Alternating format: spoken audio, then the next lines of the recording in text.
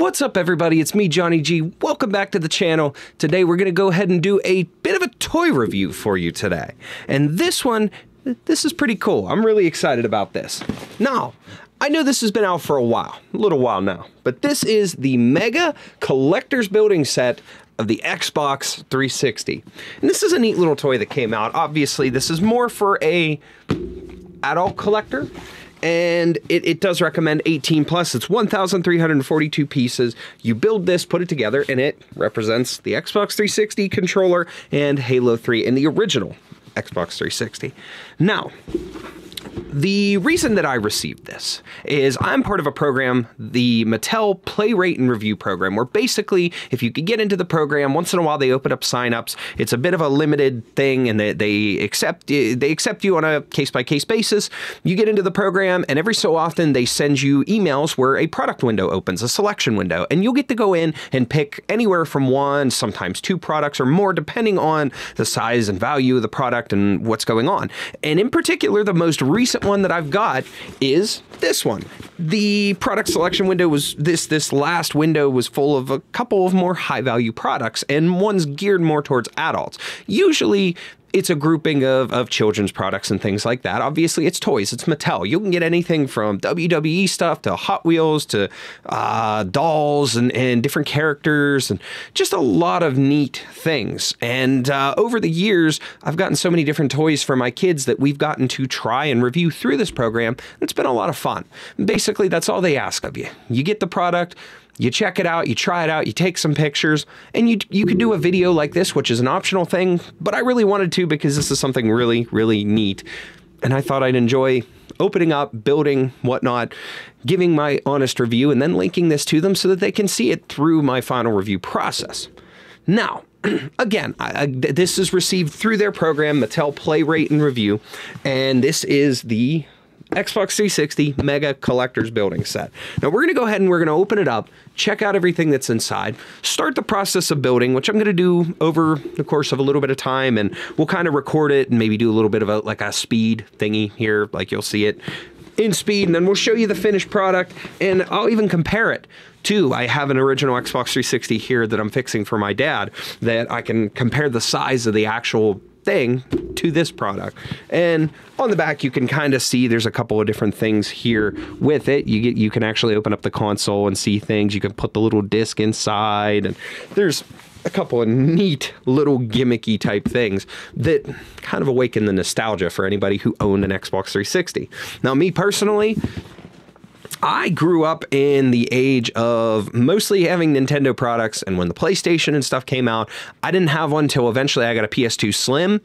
And then when Xbox was out, I ended up not getting until I got one of the black 4GB Microsoft Xbox 360s that was, I forget if they were branded as like the Slim or they were just a new model or whatever, but actually mine's sitting right here.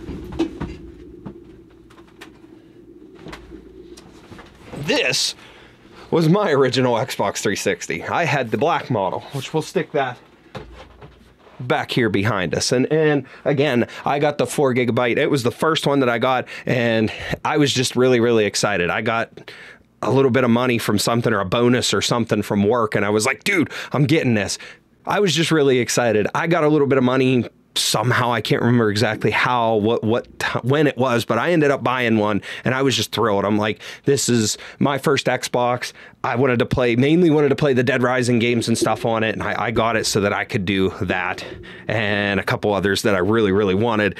And I eventually ended up getting one of the upgrade hard drives for it. I found one dirt cheap on clearance at Walmart, and I got it, upgraded the drive in it, and I was able to expand my storage and play a lot of other games and stuff without worrying about losing my progress and things. But that was a lot of fun. And then the other thing to note is there were a couple different models of the Xbox 360. Again, the one I showed you wasn't the original. The original was the white one, just like what's on the box, but they also had the Xbox 360 Elite. They had special editions for different games and things. There was a Gears of War special edition and Halo special edition consoles and things like that. A variety of different models before they eventually moved into the Xbox One.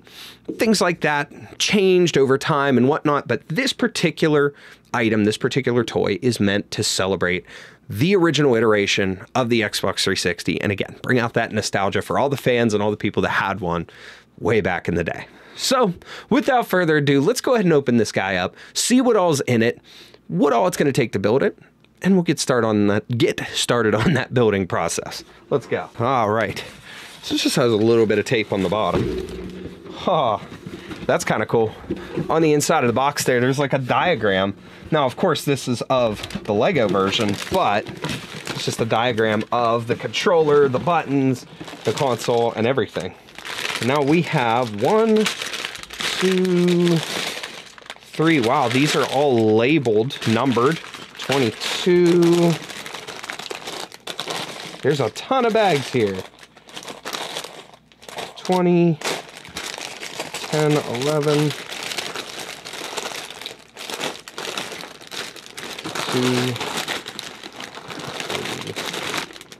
23,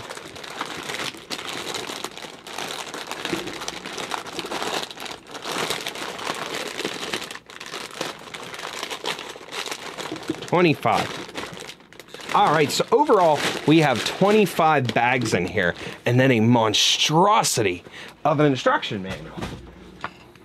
It's a 3/4 scale model, 3/4 scale model, you guys can see there. And that book is literally thick. That thing is massive. That is huge. With my case on, my phone is just a little bit thicker than what this manual is. And that's a Galaxy Note 23 or S23 Ultra, whatever it is. They quit calling it the Note. It was that first year. Wow. So stepwise, it looks like we have 300 and... we skipped a page or two here.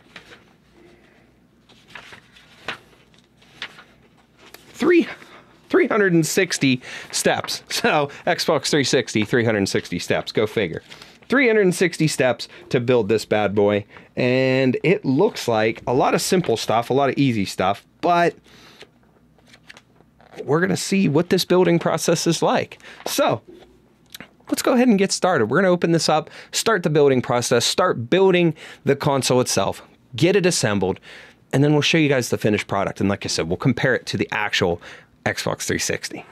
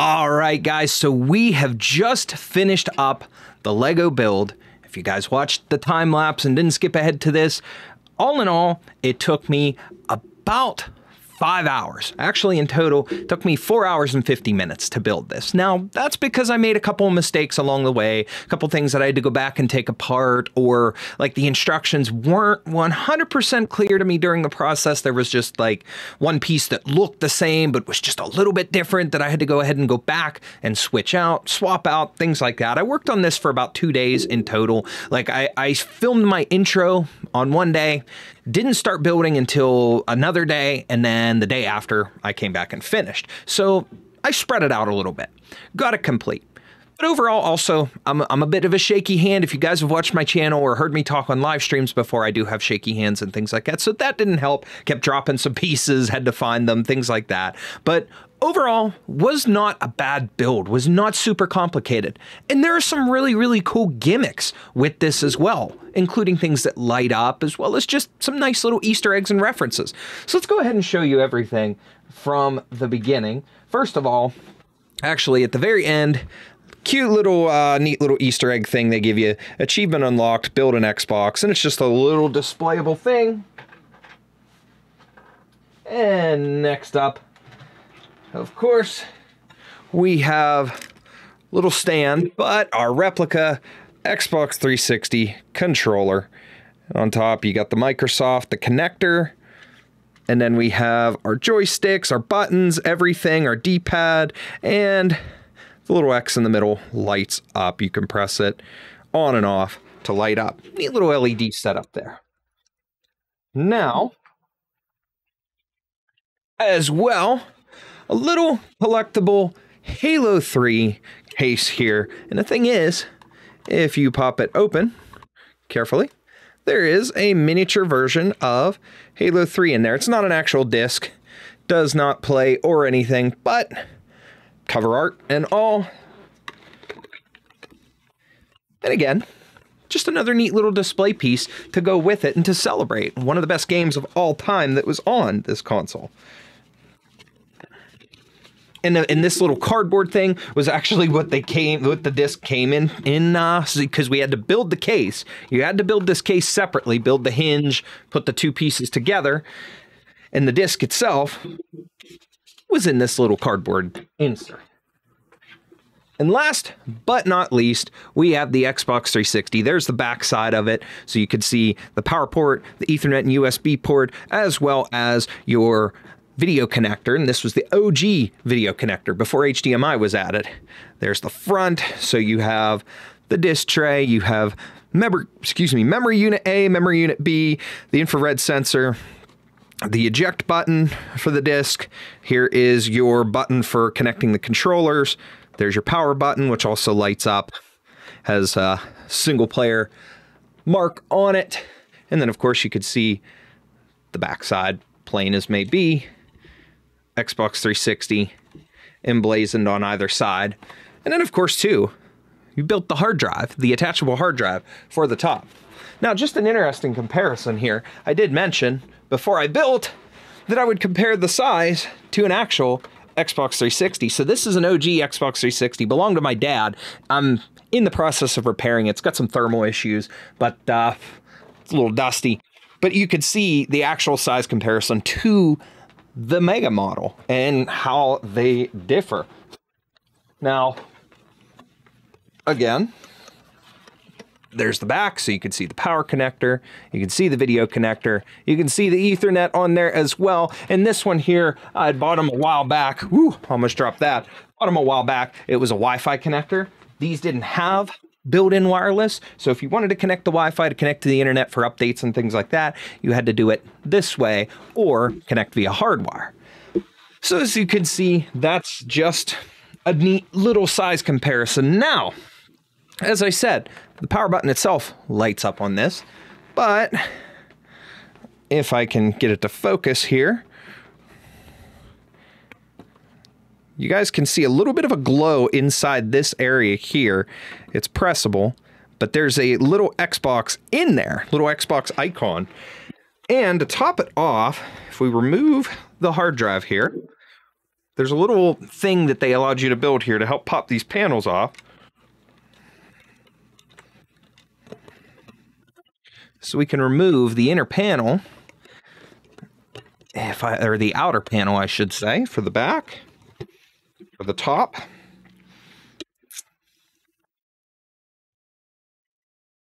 There's 3 panels here overall. Not hard to remove. And this is the final inside. Now, like I said, there's our little Xbox icon that glows. And if you guys look a little closer here, right here, that is a replica of Cortana's chip from Halo, the chip that Master Chief puts in the back of his helmet that contains Cortana. And if you press it, it glows with a little miniature Cortana figure in the background there. That is awesome. Just some neat little Easter eggs. You got fans in there. There's your disc tray, which if you wanted to, you could put the Halo disc into, but just a neat little replica overall. Now, as I said, guys, this was not a very difficult build, and funny enough, 360 steps, Xbox 360, 360 steps to complete the entire build. Not very difficult, especially for someone who may already have some model building or mega block type building experience in the past. And it's simple enough. Like I said, I ran into just a couple of problems with the instructions that just weren't completely clear, and I just had to pop some things back apart because like the next step or the step after that made it even more clear. So it was easier for me to go back and do that. A couple little things that just extended my build time. Again, about 4 hours and 50 minutes for me. Maybe 4.5, 4, maybe even less for a more experienced builder. Somebody who's easier at reading the instructions. I do like this stuff, and I do build models, plastic models, Gunpla, things like that from time to time, but it's a much different process overall.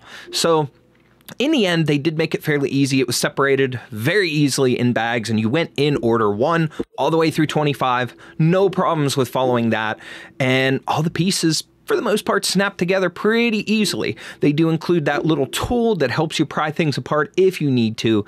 And again, it's just overall a very, very simple experience, just a little time consuming.